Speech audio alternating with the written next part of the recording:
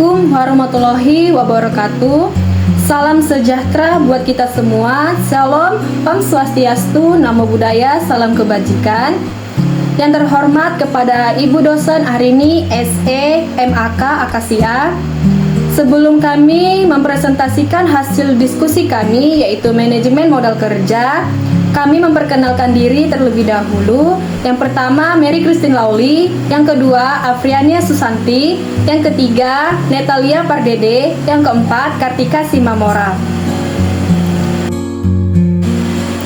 Baiklah, topik yang akan kami bahas yaitu yang pertama, pengertian dari manajemen modal kerja. Yang kedua, apa saja konsep manajemen modal kerja. Yang ketiga, arti penting dan tujuan manajemen modal kerja. Yang keempat, apa saja jenis-jenis modal kerja. Yang kelima, apa saja sumber modal kerja. Yang keenam, bagaimana perputaran modal kerja. Yang ketujuh, bagaimana menentukan besarnya perputaran modal kerja. Yang kedelapan, contoh soal modal kerja.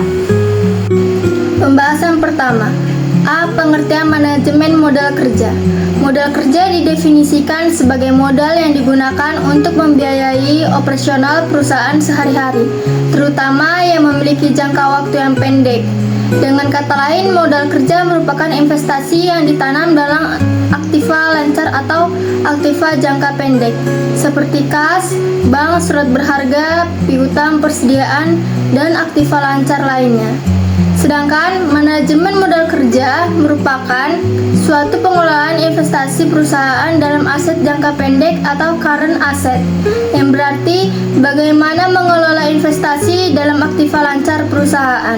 Adapun menurut Brigham tahun 1986 menjelaskan bahwa manajemen kerja adalah investasi perusahaan dalam jangka pendek yang meliputi kas, surat-surat berharga atau efek, piutang, dan persediaan.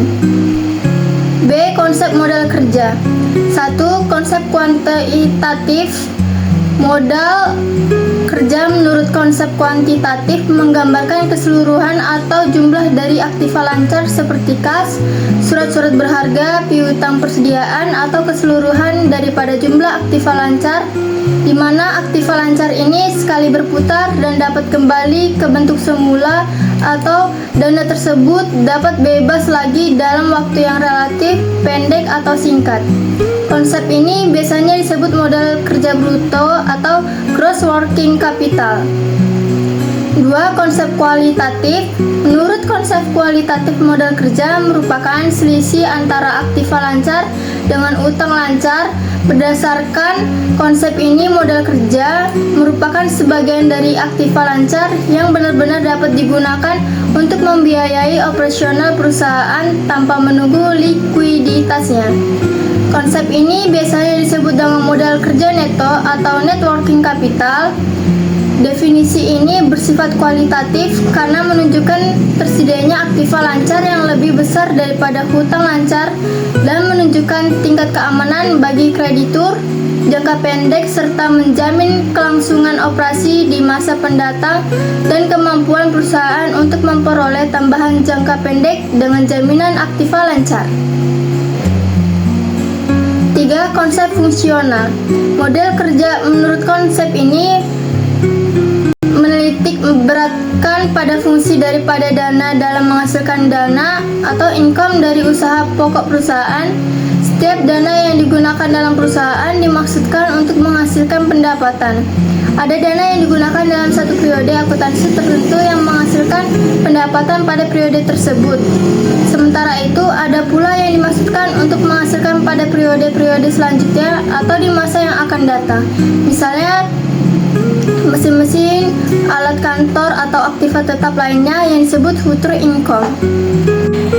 Pembahasan ketiga, arti penting dan tujuan manajemen modal kerja.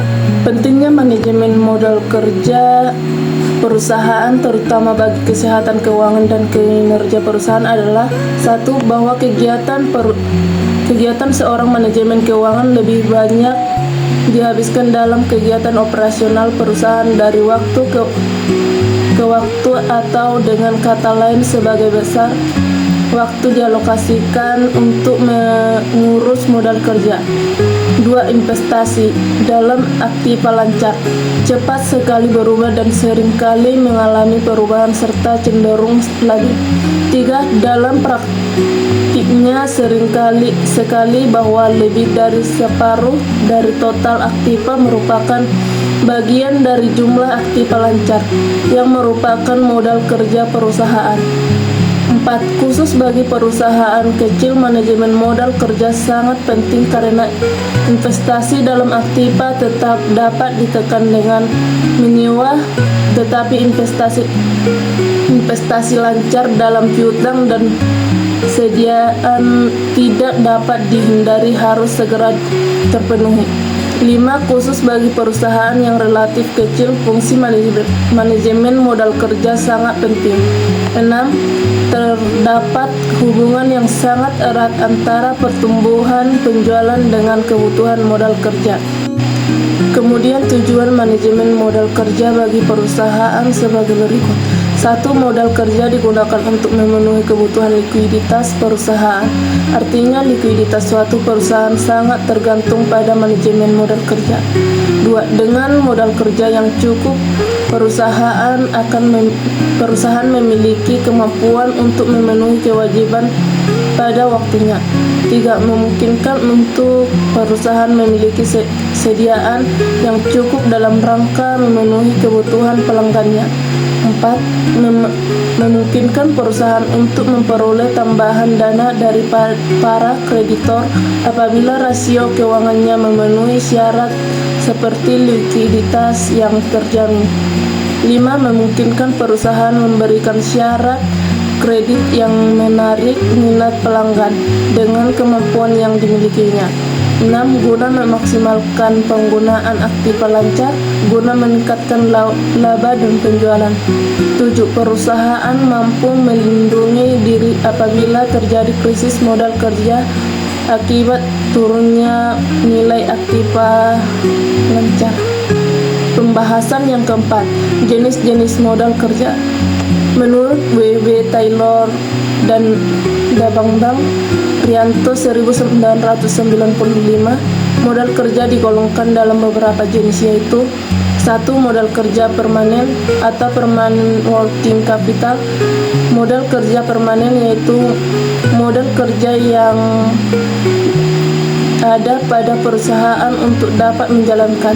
2. Modal kerja variabel atau variable working capital, yaitu modal kerja yang jumlahnya berubah-ubah sesuai dengan perubahan keadaan modal kerja. Baiklah, selanjutnya pembahasan yang kelima, yaitu sumber modal kerja. Sumber modal kerja terbagi menjadi 7, yaitu yang pertama hasil operasi perusahaan, yang kedua keuntungan penjualan surat berharga, yang ketiga penjualan saham, yang keempat penjualan aktivitas tetap, yang kelima penjualan obligasi, yang keenam memperoleh pinjaman, yang ketujuh dana hibah. Pembahasan yang keenam, yaitu perputaran modal kerja. Modal kerja selalu dalam keadaan operasi atau berputar dalam perusahaan selama perusahaan yang bersangkutan dalam keadaan usaha.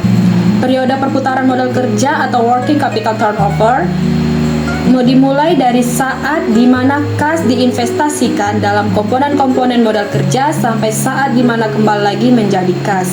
Menurut Kazimir yang menyatakan bahwa perputaran modal kerja atau working capital turnover merupakan salah satu rasio untuk mengukur atau menilai keefektifan modal kerja perusahaan selama periode tertentu. Artinya, seberapa banyak modal kerja berputar selama 1 tahun periode atau dalam 1 periode. Penentuan besarnya kebutuhan modal kerja. Yang pertama, besar kecilnya skala usaha perusahaan. Yang kedua, aplikasi perusahaan. Yang ketiga, volume penjualan. Yang keempat, perkembangan teknologi. Yang kelima, sikap perusahaan terhadap likuiditas dan profitabilitas. Yang keenam, periode perputaran atau periode terikatnya modal kerja. Yang ketujuh, pengeluaran kas rata-rata setiap hari. Selanjutnya materi 7, penggunaan modal kerja. Penggunaan modal kerja menurut Kasmir biasanya dilakukan perusahaan untuk yang pertama, pengeluaran untuk gaji, upah, dan biaya operasi perusahaan lainnya. Yang kedua, pengeluaran untuk membeli bahan baku atau barang dagangan. Yang ketiga, menutupi kerugian akibat penjualan surat berharga. Yang keempat, pembentukan dana. Yang kelima, aktiva, pembelian aktiva tetap berupa tanah, bangunan, kendaraan, dan mesin. Pembahasan selanjutnya yaitu mengenai contoh soal tentang modal kerja atau working capital.